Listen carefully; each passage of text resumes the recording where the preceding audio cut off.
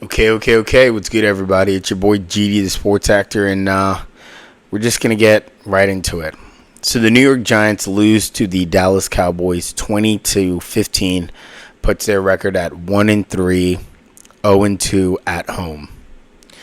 Definitely wasn't a game that, this game definitely was a hard one to take in. After losing to a Commanders team to go on to beating Cleveland and then playing another divisional matchup, which was definitely a game that was winnable, we shot ourselves in the foot and we lost that game. We just couldn't get anything going when it came to the running game. Devin Singletary, 14 carries, 24 yards, even though we walked in knowing that Dallas right now cannot defend the run. And we just could not get anything going with the run. Now, I will say, the run blocking wasn't too good, but the pass blocking was amazing. The pass blocking by the offensive line was tremendous. I mean, Daniel Jones, 29 for 40, 281 yards, and unfortunate one interception, but that was thrown before the half, a Hail Mary to Jalen Hyatt just to try to get something going, try to get the ball in his hands and make a play. So that interception is there, but it's really not there. So 29 for 40, 281 yards, no touchdowns, unfortunately. And that was due to the offensive line. The offensive line has improved since week 2. Week 1 was a lot of, they took a lot of humility. Didn't really work out the way that we expected it to, coming off of training camp. But week 2, week 3, week 4, these guys have definitely gelled. Daniel Jones isn't getting as much pressure. He's not falling on his back. I believe he only had 1 sack against the Cowboys, which is awesome. So the offense is definitely doing what it has to do. Great pickup to get pieces like Jermaine Illuminor, John Runyon. Andrew Thomas is playing well, and so is JMS. Of course, Greg Van Roten is kind of where we're have a little bit of a weakness, I'd say, in the chain. But over time, I definitely think that is something that we can fix. Definitely something that teammates working together can help assist one another when it calls for it. But for the most part, I think he'll be able to get that together. But, the offensive line, with the way that they played, this allowed for 12 receptions, 115 yards by Malik Neighbors. I mean, the kid is on fire. Malik Neighbors is just going off. He's an elite player. And I saw that Madden went ahead and raised his ratings from, I believe, what was a 77 to an 80 overall. Madden, I'm calling you guys on the hotline. You guys need to raise that up to about an 85. I mean, Malik Neighbors is just it's a tremendous talent, and we definitely were able to see that, through this game. I mean, he played well against a lot of coverage that was towards his side. I thought he played well against Trayvon Diggs, a pretty good corner. And I thought that Malik Neighbors definitely showed up and showed out, especially with, a lot of the balls just being overthrown or underthrown. I mean, come on, guys. As far as this game is concerned, Daniel Jones has been doing what he needs to do to be a competent quarterback from week 2 until week 4. But if we're looking at Daniel Jones as a whole, and we're looking at these wide receivers who have really been the ones to get yards after the catch, really the ones to make sure that Daniel Jones' PPF is at an 80 or wherever it stands. Daniel Jones looks good on paper because we have wide receivers, specifically Malik Neighbors, who are able to catch the ball and then do something with it, who are able to receive an underthrown ball or maybe a ball that's thrown too high, make a play, and do something with it. But if I really look at it, if I'm really breaking down Daniel Jones, this game just really showed me everything that I needed to show, because Daniel Jones is just good enough. Daniel Jones isn't great. Daniel Jones isn't elite. But he's just good enough. That's not what the New York Giants need right now, especially when acquiring a new piece like Malik Neighbors. especially when having a talent like Wan'Dale Robinson, especially with having the speed of Jalen Hyatt or Darius Slayton. None of these wide receivers are being utilized because DJ just cannot put the ball in a breadbasket. He can't drop it where it needs to be dropped or get it there on time or even slightly early. Everything is coming out late. Sometimes you're hesitating, and we can see it. If we can see it, the defense for sure can see it. And so I don't know what's going on because he's playing good football, and as you can see, we still can't get points up on the board. We only not one touchdown. We got all 15 of our points by kicks. Okay, we took it out of the Commanders. We took it out of Washington's book, and we just said, you know what? Screw it. We're just gonna kick. If you had Greg Joseph went 5 for 5, 15 points, you definitely are crushing it right now when it comes to fantasy. But I doubt anybody picked him up. And it's just like the multiple opportunities that the Giants had. We had an opportunity when Micah Parsons, went out of the game. We had an opportunity when DeMarcus Lawrence went out of the game. We had an opportunity on a whole free play and Slay burns Diggs. We had an opportunity on a 4th down and you try to make the play over to Neighbors in the corner, similar to that Commanders game. That sideline, as much as we want to think is working, just not enough room. He gets pushed from the back, goes unconscious. But during that whole time, Devin Singletary was wide open to not only get the first down, but maybe to continue to get more. And that would have kept us into the game and not have the game end on a 4th down that we couldn't convert. And the ball goes back to Dallas, who can just run out the clock by then. Like, come on, man. Come on. Every single time, every single game, we lost by 5 at home against a Dallas Cowboys team that is vulnerable. This was the moment to do it. And to lose a second divisional game, first against the Commanders and now against the Cowboys, this only sets us back further. And it's just frustrating more than anything. I mean, on defense as well, I thought that the defense played well. I'm concerned about Deonte Banks. I'm not going to lie. Over the last few weeks, we've seen and I've expressed over the fact that Deonte Banks, when he covers wide receiver ones, when he covers their top dog, yes, he's there to make the tackle right after the catch, sticky situation, except on that CD Lamb cross. I'm not exactly sure how he got out of place and CD was able to score a touchdown. But when it comes down to it, sometimes I already know what they're going to do when it's a 3rd down or they're in the red zone. They're going to line their best guy up against Deonte Banks and have him just slant inside. And I'm just going to put it in the pocket. Yeah, he might be hovering your back like a koala. Yeah, he might try to swat, get that hand in there. But 4 times out of 4, he's not going to do it. Because that's what I have to work with. I've seen it in 4 different games. I've seen where they've literally slant, exposed Deonte Banks. Yes, he's able to be there to make the tackle. But the wide receiver one, whoever Deonte Banks is guarding, is going to get a touchdown.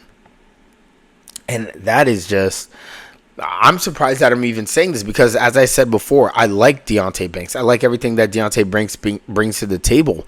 But I'm not sure if the Giants made the right call in not going to go get a veteran cornerback. Because it seems here as if Deonte Banks, his sophomore year, is ready to go up against any wide receiver too. I'd bet my money on that he's able to, guard any wide receiver two in the league. Waddle, Higgins, Ayuk. He can guard any of them, play with the best of them. He can, guard the wide receiver ones too. But at this point, at this juncture, Deonte Banks is not ready to guard most of these elite wide receivers. And it's apparent. Because as I've stated, every single one that he's guarded so far this season into week 4 has scored a touchdown. Every single one. And this game here, we truly did miss a Drew Phillips. We missed even a Dory. It would have been great to have someone at that slot position be there to be able to step up, be there to be able to cover the middle of the field, and be able to mark and assist Deonte Banks when it came to covering someone like CD. Because every single time the Cowboys needed to be saved, every single time the Cowboys needed to convert that third down, ball was going to CD. Ball was going to CD. It was either going to CD Lamb or it made its way over to Ferguson. And I don't know why the middle of the field is so wide open. I mean, you have Michael McFadden. You have Okereke. You had McLeod that they pulled up. None of them could do anything when it came down to Jake Ferguson getting the ball or getting the ball thrown his way. I was in shock. In shock at how many times I knew the only two people you really needed to cover was Ferguson or CeeDee Lamb. It's the only two people that Dak was passing the ball to. And it's just frustrating to see that that's how we got tore up by two people just destroying the middle of the field, getting slants, taking out momentum from these third downs, and the Giants not being able to do a thing. Not being able to do a thing. And like I said, we held the Dallas Cowboys to 20 points. The defense was able to stop on a great... it was, 6 minutes left, and we were able to get the ball back because the defense was able to stop the offense of the Dallas Cowboys to give us an opportunity to shut out the game. Did we do it? No. Did we get close to doing it? No. And it's like I said, it's very frustrating to see. Almost at a loss of words because we continue to come on here and break down things that we can improve on. We see exactly where we fault, the things that we're also doing well, and every week I feel like I see it. I feel like the coaches see it and most of the fans see it, and it just doesn't translate to get any better for the corresponding week. And I just don't get it, because it really isn't going to be getting that much easier. We have a Seahawks team that we're about to face next Sunday, a game in which I will be attending. I'm going to be flying out to Seattle, and I'm excited to go to that game. But we have Seattle. We have the Bengals, a winnable game because the Bengals have not been doing well, but that's a 5:20 p.m. game, a night game, another primetime game. And then not only do we have that, we have Seahawks, the Bengals, the Eagles, a divisional game, and then we have the Steelers and then Commanders again. We have a stretch here. We definitely have a stretch. I'm not saying that it's impossible for us to win these games, but come on. Things are getting tight here, and we need to buckle down. We really need to start moving with a sense of urgency because right now we're just not we're not doing it. And yeah, Daniel Jones, he's looking like he's throwing better. He's doing better in terms of not turning over the ball, making too many mistakes, but the balls are just not on the money. Receivers, especially as fast as the ones that we have, they have to continually turn around and come back to the ball. The ball isn't hitting them in stride to where they could even get an additional 10, 15 on top of what they have to do already. And it comes back to Daniel Jones. Now, I know a lot of people were giving grief to Brian Daboll, especially when it came down to that last minute or not last minute, but especially when it came down to that decision on a 4th and 3, we were, I think, maybe the 15 or the 10, and we decide to go for the kick, take the 3, take the points. And I really thought that was a good decision. Yeah, if you want him to get a little bit more aggressive, then yeah, sure, go for the touchdown. But at the time when the decision was made, the game was 14-12. 14-12. That's not a bad spot to be in. That's not a bad spot to be in at all. Whether it was the defense responsibility to get us the ball back or it was the offense's responsibility to put points up on the board, job just didn't get done. It didn't. It really didn't. And so, of course, we're going to give more of a breakdown into this next game. Like I said, I'm excited to go to this game and go see what's going on. But, you know, between the underthrown balls, overthrown balls, between the drop balls from the wide receivers, Slay had a few, Wandell had a few, but Wandell was catching a lot of them as well.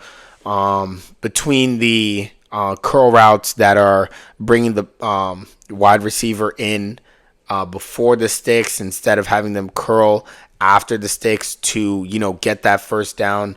Between the conservative play calling, it's just a lot of things that we still haven't figured out. And to me, at the end of the day, where I think, our improvements need to lie and our focus needs to be, it needs to be on a few things. We need to get our young talent more involved. Jalen Hyatt and Theo Johnson need to be more involved into this scheme because this is turning into a Saquon situation where we just pass the ball to one person. And guess what? I thought that Malik Neighbors was going to get hurt last game. That one play where they passed it to him, I believe, they passed him the ball, they reset, and they pass it to him again, and he tries to do something on the right side, and he gets tackled, and it looks like his knee got bent backwards, and he luckily popped out because he's a strong guy. You guys are going to damage Malik Neighbors. You guys are going to hurt this guy his rookie season because you're not requiring for everybody else to step it up. You're not scheming it so that everybody else can get involved. And yes, I understand Malik Neighbors' talent is way better than everybody else on the team. He's better. It's just fact, plain and simple. But we also have a lot of other good receivers. I like how we're scheming Wandell into this. Continue to do that.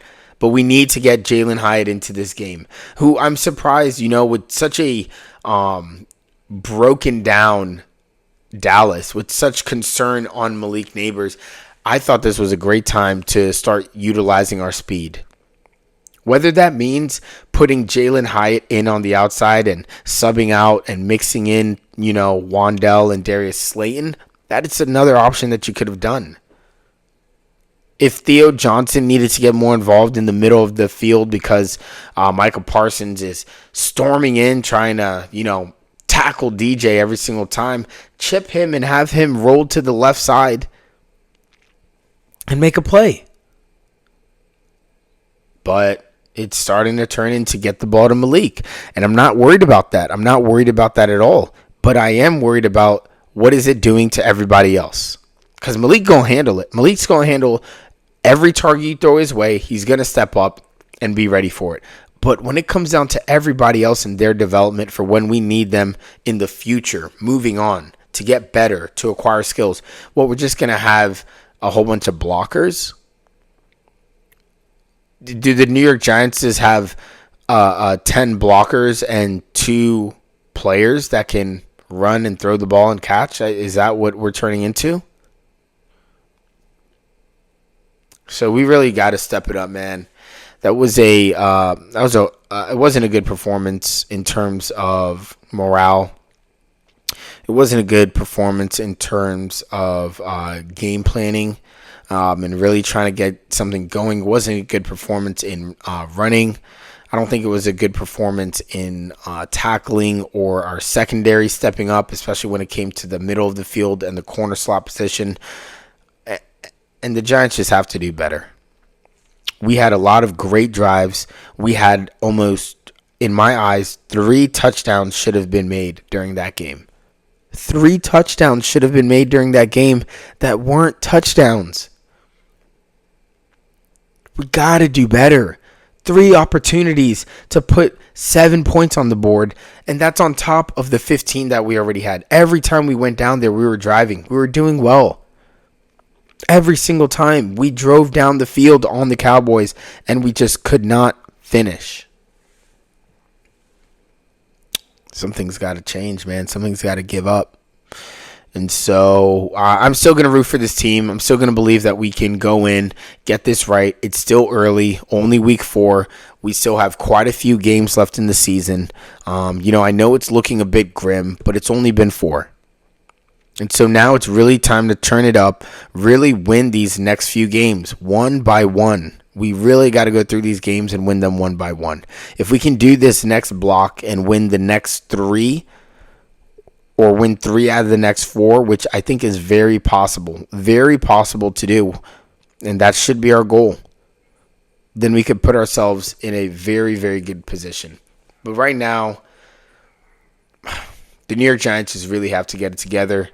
We really need to figure out what is our identity, and we really need to, figure out these mistakes, because we are sitting at 1-3, last in the NFC East, and we're below 500. Doesn't feel great at all. So come on, Giants, get it together, rally together, stick with each other. Let's continue to stick with this team. I know not everyone, wants DJ to be the quarterback, but for now, he's all that we have, and we have to rally around that. Next season will be a different story. I'm for sure certain that next season will be a different story. But for right now, we need to rally on this team. We need to get behind this team, and we need to show some support, because we have some really, really good players, and we don't want our rookies to feel the animosity that we feel right now. We don't want the rookies to feel the anxiety that we're feeling as fans. We just don't want it. And so the only way that we're going to avoid any of those conflicts in the locker room is by rallying behind this team and showing some support. So Sunday after Sunday, until, we don't have a chance anymore, I'm going to continue to support them for this season and see playoff hopes. Super Bowl might be out of the question. Might. But as far as the playoffs, I think we still have a shot. We just really have to get it turned around. And this Seahawks game is going to be a great one to do that. All right, so that's my breakdown for the game. Of course, it's not the outcome that we wanted, but here to give you the breakdown, here to give you analysis, and of course, I'll be giving a preview on the Seahawks game a little bit later this week. But appreciate you guys, and I already gave my picks for what I think is going to happen on Sunday. We have a slew of games on Sunday and Monday, so go ahead and check me out on TikTok, on my Instagram, and go check out my picks for week 4. But appreciate you guys. Thanks for holding in there. And if you're a Giants fan, keep holding on. We got this. All right, guys. Peace.